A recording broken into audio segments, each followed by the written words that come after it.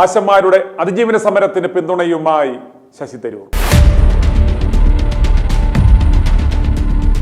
17ാം ദിവസത്തിലേക്ക് കടക്കുന്ന ആശമാരുടെ അതിജീവന സമരം കേരളത്തിന്റെ പൊതുസമൂഹം ഏറ്റെടുക്കുന്ന കാഴ്ചയാണ് നമുക്ക് കാണുവാൻ സാധിക്കുന്നത്. സമൂഹത്തിന്റെ നാനാ തുറകളിലുള്ള വ്യക്തിത്വങ്ങൾ ആശമാരുടെ സമരഭൂമിയിലേക്ക് പിന്തുണയുമായി എത്തിക്കൊണ്ടിരിക്കുകയാണ്. ഈ ജനകീയ സമരത്തിന് കോൺഗ്രസ് ഐക്യദാർഢ്യം പ്രഖ്യാപിച്ചു കഴിഞ്ഞു. സമരഭൂമിയിലെത്തിയ ശശി തരൂരിന്റെ വാക്കുകൾ കേൾക്കുക.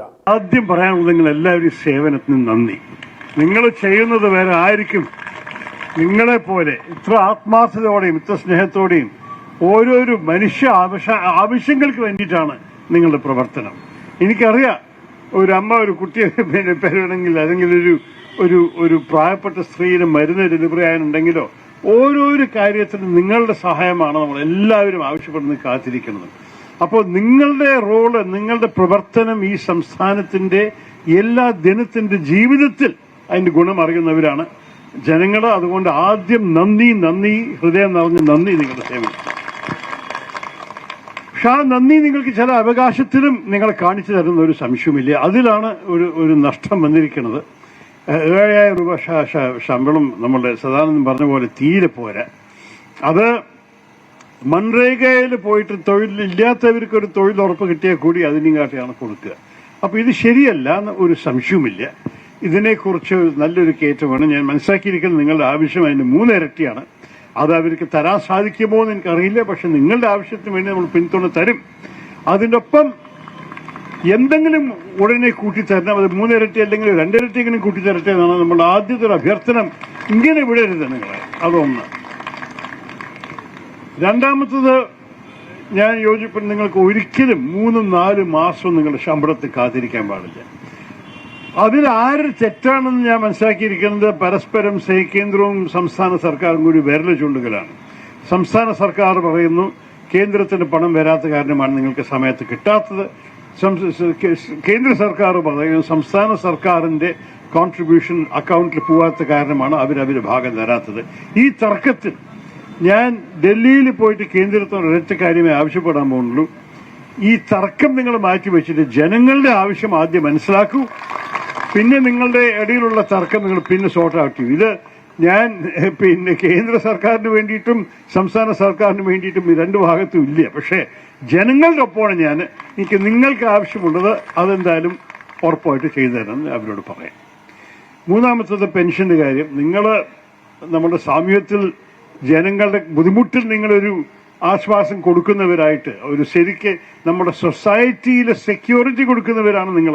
അപ്പൊ നിങ്ങൾക്കും ഒരു സോഷ്യൽ സെക്യൂരിറ്റി വേണ്ടേ അല്ലേ സദാനന്ദൻ? അതാണ് അത്യാവശ്യം. അപ്പൊ ആ സ്പിരിറ്റില് നിങ്ങൾ എല്ലാവർക്കും അതിന്റെയും ഒരു അവകാശം ഉണ്ടാവും. പിന്നെ അവസാനത്തിൽ റിട്ടയർമെന്റ് സമയത്ത് പിരിഞ്ഞു പോകുന്ന സമയത്ത് ഒരു ഫേവർ ഗിഫ്റ്റ് സാധാരണ പറഞ്ഞ പോലെ ബംഗാൾ സംസ്ഥാനത്ത് അതുപോലെ അവർ ചെയ്യാൻ തുടങ്ങിക്കഴിഞ്ഞു. ഇതുപോലെ കേരളം എന്തുകൊണ്ട് ഭാരതത്തിൽ എല്ലാറ്റിലും മുന്നോട്ട് നിൽക്കുന്ന കേരളം നമ്മൾ ഈ കാര്യത്തിൽ ഒരു 2ാം ഉദാഹരണമായിട്ടെങ്കിലും ചെയ്യണ്ടേ ബംഗാളിന്റെ ഒപ്പം? അപ്പൊ അതിലും ഞാൻ നിങ്ങളുടെ കാര്യത്തിൽ പിന്തുണ തരാൻ തയ്യാറാണ്. ഈ 4 ആവശ്യങ്ങൾക്ക് വേണ്ടി ഞാൻ നിങ്ങളൊപ്പം നിൽക്കുന്നു. ഞാൻ നാളെ തന്നെ ഇനിയും ഓരോരോ സമരങ്ങൾ ഇറങ്ങാൻ പോകുന്നത് നിങ്ങൾക്ക്. എനിക്ക് നാളെ പാർലമെന്റിൽ ഒരു കമ്മിറ്റി മീറ്റിംഗ് ഉള്ള കാര്യം, ഞാൻ ആ കമ്മിറ്റിയുടെ ചെയർമാൻ അധ്യക്ഷനായ കാരണം എനിക്ക് എന്തായാലും രാവിലെ 8 മണി ഫ്ലൈറ്റിൽ പോകണം. പക്ഷെ ഞാൻ പോകുന്നത് നിങ്ങളെ കണ്ടിട്ടും നിങ്ങളുടെ സന്ദേശം കേട്ടിട്ടും നിങ്ങളുടെ സന്ദേശം എടുത്തിട്ടുമാണ് പോണത്. നിങ്ങളുടെ ഓരോരോ ആവശ്യത്തിനു വേണ്ടി ഞാൻ എന്റെ ശബ്ദം ഡൽഹിയിലും കേൾപ്പിക്കും, തിരുവനന്തപുരത്ത് എന്തായാലും കേൾപ്പിക്കും.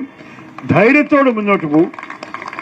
ഞാൻ നാണക്കേടോട് തോന്നുന്ന ഒരു കാര്യമാണ്, നിങ്ങളെല്ലാവരും പുരുഷന്മാരായിട്ട് നിങ്ങൾക്ക് ഇതൊക്കെ ചെയ്യേണ്ടി വന്നിട്ടുണ്ടാവുമെന്ന് എനിക്കൊരു സങ്കടമായിട്ട് തോന്നുന്ന ഒരു ചോദ്യമാണ്. 7,000 രൂപ ശമ്പളം, 3 മാസം ശമ്പളം ഇല്ലായ പുരുഷന് സംഭവിച്ചാൽ വിപ്ലവം ഉണ്ടാവുന്ന പേടിച്ചിട്ട് അവർ വേഗം എങ്ങനെയും കൊടുത്തിട്ടുണ്ടാവും. നിങ്ങളുടെ മര്യാദ കണ്ടിട്ടാണ് അവര് ഇതുവരെ നിങ്ങളെ സഹായിക്കാതിരുന്നിരിക്കുന്നത്. പക്ഷെ ഇപ്പോൾ നിങ്ങളുടെ ശബ്ദം എല്ലാവരും കേട്ടിട്ടുണ്ട്. നിങ്ങളുടെ ഈ സമരം എല്ലാവരുടെയും വാർത്തയാണ്. ഇത് ഇനിയും നിങ്ങളെ കുറച്ചും കൂടി ശക്തമായി നിൽക്കും.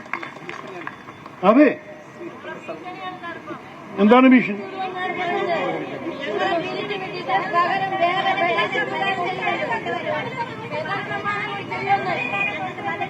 അല്ല, അത് ചെയ്യാൻ നമ്മൾ സമ്മതിക്കില്ല. അങ്ങനെ സമരം പറയുന്നത് ജനാധിപത്യ അവകാശമാണ്. അപ്പോൾ പിരിച്ചുവിട്ട് കാര്യമൊന്നുമില്ല. നിങ്ങൾക്ക് ന്യായം തന്ന ശേഷം അവർ സംസാരിക്കട്ടെ. ഈ കാര്യത്തിൽ എല്ലാവരും പിന്തുണ നിങ്ങളൊപ്പം തന്നെയാണ്. നിങ്ങൾ നിങ്ങളുടെ അവകാശം ആവശ്യപ്പെടുന്നു, അത്രയാണ്. പക്ഷേ ഇത് കൂടുതൽ ദീർഘമായിട്ട് നീട്ടാൻ ആവശ്യമുണ്ടാവില്ല എന്നും കൂടി പ്രാർത്ഥിച്ചിട്ട് നിങ്ങൾ എല്ലാ കാര്യത്തിലും, എനിക്കറിയാം നിങ്ങൾ സേവനം ചെയ്യുന്നവരാണ്, നിങ്ങൾക്ക് സേവനം ചെയ്യാൻ തന്നെയാണ് ഇഷ്ടം, സമരത്തിരിക്കാനല്ല. ആ സേവനത്തിന് നിങ്ങൾക്ക് ഒരു അവസരം തരണം. നിങ്ങളുടെ ന്യായം പറഞ്ഞ നിങ്ങളുടെ ഈ അവകാശത്തിന് വേണ്ടിയുള്ള എല്ലാ പിന്തുണയും തന്നിട്ട് നിങ്ങൾക്ക് വേണ്ടി നമ്മളെല്ലാവരും വീണ്ടും സേവനം ചെയ്യാനുള്ള അവസരം തരണമെന്നും കൂടി പറഞ്ഞിട്ട് ഞാൻ ഒരിക്കലും കൂടി എൻ്റെ പിന്തുണ നിങ്ങൾക്ക് പ്രഖ്യാപിക്കുന്നു. All the best. എല്ലാ ധൈര്യത്തോടെ മുന്നോട്ട് പോയിക്കോളൂ. Jai Hind. i2i News, an eye for truth. i2i News subscribe ചെയ്തിട്ടില്ലാത്തവർ ഇപ്പോൾ തന്നെ സബ്സ്ക്രൈബ് ചെയ്യുക. നോട്ടിഫിക്കേഷൻ ലഭിക്കുവാൻ ബെൽ ബട്ടണും അമർത്തുക.